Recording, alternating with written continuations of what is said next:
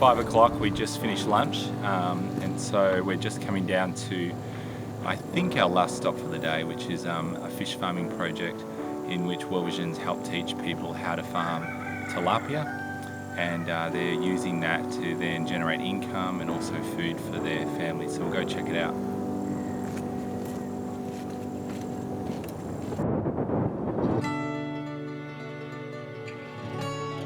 When I just came back from school, I used to sympathize with my local community, especially those that couldn't afford the fish that were being imported from Uganda, because the fish that is sold in town is actually very expensive.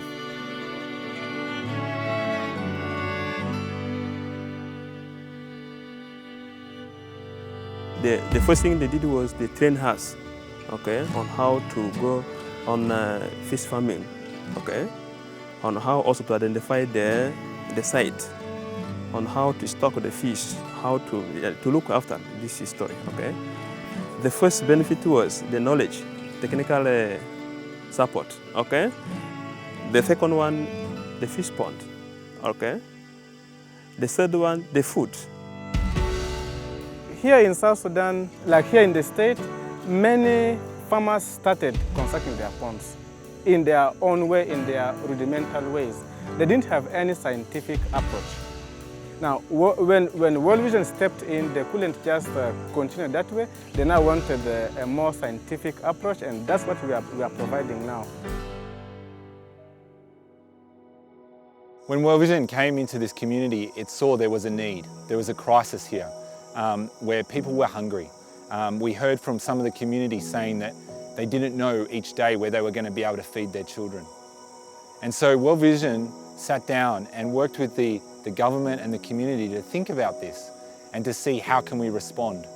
Sometimes we'll respond by giving food, sometimes we'll respond in different ways with different partners.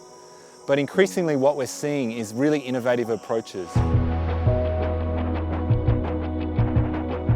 You know, often we talk about this whole idea of if you give a man a fish, then they'll eat for a day.